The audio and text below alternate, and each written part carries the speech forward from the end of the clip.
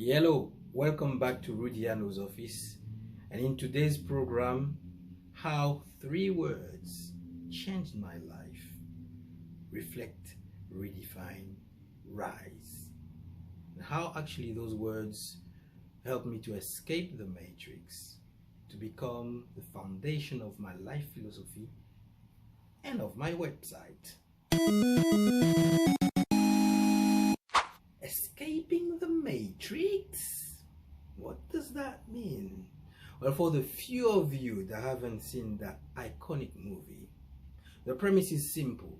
The matrix is the fabricated world that acts as a prison for people's consciousness, so that they don't see the reality that their bodies are actually being farmed by robots. Now, it's a work of fiction, but I'm not the only one who says that it's eerily close to reality. I know it sounds ludicrous, but hear me out. In this video, I'll be talking about 2 areas where I think that I've escaped the matrix. And not really because I'm clever, it's because it just happened. I saw some stuff and you can't unsee them. You've experienced some stuff and they just completely changed your worldview. 2 areas, work and health.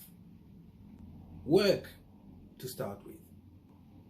Now, it was still quite mainstream to think that if you get good grades, it's a guarantee to have a good job. And once you have a good job, normally you could stay there for as long as you want. For some people, they were fortunate enough to stay there for life and have at the end of it, a retirement, a golden chain or a golden watch, they used to say. No, that's actually before my time. But at least we thought that traditional work was stable work, and you were able to build a life, start a family, buy a house quite easily. It was achievable for anybody that wasn't lazy. But then there's a glitch. Nowadays, it's not the same at all. I mean, you can go into debt, get the degree, go into a job, but there's no security. You can't stay there long enough to build a big foundation for the majority of us. Even if we can stay there, very often it does not pay enough to be able to buy a house on a single income, which was, some generations ago, easy. Now you need 2 incomes, and even with 2 incomes, interest rates skyrocketing, house prices, everything, greedflation, inflation, everything is, you can't afford to live anymore on this path that has been laid out for us. So we do what we're told and we don't get the results. And actually, what really got to me regarding the work situation is you're expected to be loyal to your workplace. So much so that they kind of own you. You have to sometimes leave your personality and value at the door to embrace theirs. For what? For a job. Not a career, a job. You know what that stands for? Job. Just over broke. And then sometimes you get in that situation, and that's a vicious circle, because you stay there to earn just enough to get by,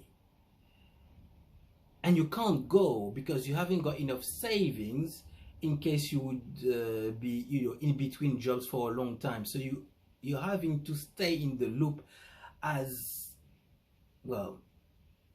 much as you can, which actually in the long term works against you, because you're desperate, and when you're desperate, you take everything that comes. So that's the work bit.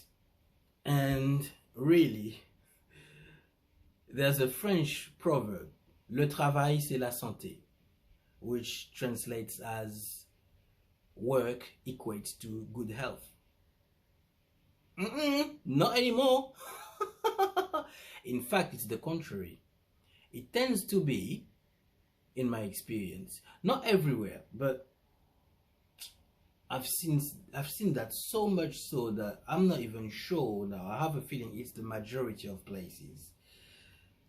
They exploit you more than actually employ you. And where it used to be that a workplace had a duty of care for you, for its employees, now the employees are on their own. And in fact, not only are they on their own, it's a very slavery kind of mentality out there, which leads to you in a permanent position, maybe a permanent role. You invest a lot of time, energy to try and make yourself useful, even indispensable, only to find out you're still a number, you're still expendable, you don't feel settled, you don't feel secure, and then you're just on high alert all the time because you can be let go at any point. So what does that do to you? What did that do to me? Well, when you're always on high alert like that, you've got cortisol, which is a stress hormone, running through your blood 24/7. Well, at one point your body says, stop, enough. And then that triggered, in my case, an autoimmune disease, which is called psoriatic arthritis. So the combination of the stressful job, the insecurity, and also my fault, sedentary life, didn't work out, didn't eat well, didn't drink enough water, too much sugar, all of that combined, and my body was like, enough. At one point I just couldn't even function, and I couldn't work anymore. And so yeah, that was the first disillusionment, the first trigger that made me think, hang on, something doesn't add up. I do what I'm supposed to be doing. In return, I get beaten beaten by the system and left with nothing. So that started a self-discovery journey, and also a discovery about the practices in workplaces and the things that we base the world of work on. I found out actually a lot of it is wrong, antiquated myth. But that's a subject for another video. So that was the work situation. Now what about health?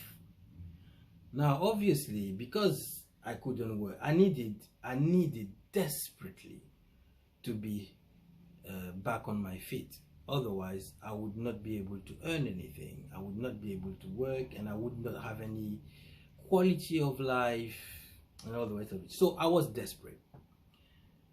My first port of call, like anybody, was Western medicine. So I accepted everything that I could get. So the lotions, the potions, the treatments, all the things that I could get from the NHS. I'm in the UK, so that's our health system here. It's called the NHS. Now, my psoriatic arthritis was severe enough that nothing really worked long term. Each time I had a treatment, as soon as the treatment ended, the condition came back. So yeah, it worked, the treatment, but just for the time I was doing it. So it was basically just managing the symptoms, suppressing the symptoms, and while I was not suppressing the symptoms, the root cause was not was not touched, therefore reared its ugly head again. So that's another thing that forced me to reflect and to research and to investigate. And in my investigation, I came across two things, thanks to a few friends of mine. There was one friend of mine that gave me this book, Margaret Hill's, I think it is, and told me how she got rid of arthritis thanks to this book. And I was like, arthritis is one part of my condition, so I should be doing something with that, which I did. At the same time, I had a couple of friends as well that were involved in a company that was selling house care products, skincare products, supplements that were avoiding most of the chemicals that are in the cheap products that we buy everywhere. We don't realize how much toxicity there is in what we put on ourselves and in ourselves. So what we put on ourselves actually ends up inside, just it takes longer. So I changed my diet in conjunction with the book, and also the new products that I came across. And then within 6 months, I was as good as new. So I was forced to realize, well, I mean, I'm grateful that mainstream medicine helped me to take control at first of my condition, but I'm much more grateful for the rest that actually tackled the source. The source is, I'm still working at it, because I actually had a flare-up a few months ago. So it's not cured, but I've realized that there's many products and food stuff that inflame me. So if I avoid them, it's normally 90% of the work done. But I managed to find that out on my own. Only one doctor told me it might be a good thing to have a food diary to see if there's anything that you eat that might be causing this. Just one.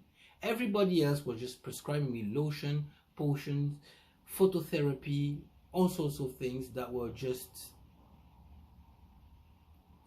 temporary fixes. So, I mean, your health is your wealth. If you haven't got your health, you've got nothing. So it's very, very important to be taking care of your health.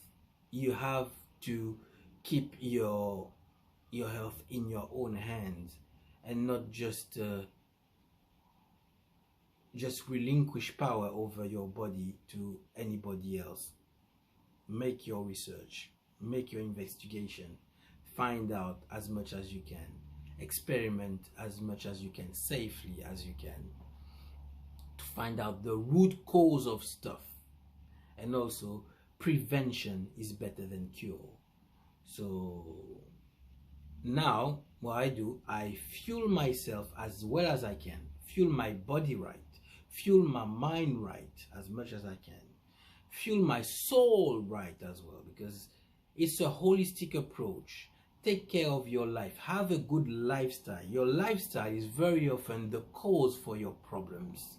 If you've got a better lifestyle, a healthy lifestyle, you think of the right things. You don't dwell on overly negative things, and you do things that you enjoy doing. You don't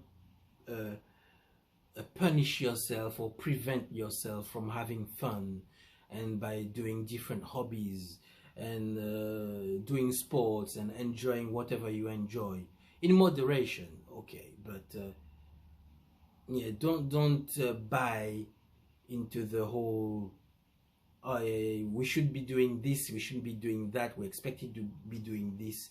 Yeah, but what about what you need? What about your emotional, physical, spiritual needs? They're very important, because if you just live in the chosen path, not the chosen path, the path that has been laid out to you.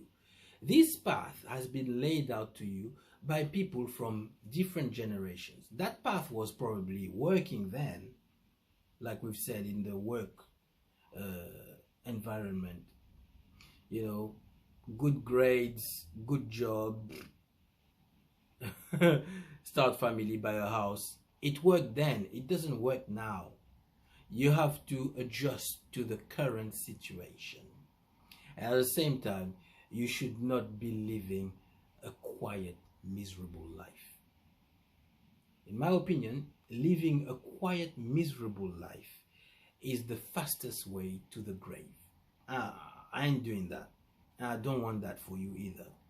You can thrive, not just survive. So try and reflect, challenge preconceived ideas. If your body gives you signs that they're not working for you, pay attention. Redefine your goals. Make sure they're aligned to who you are within. And rise above the ashes like a phoenix. You know, shine brightly, thrive. Ciao.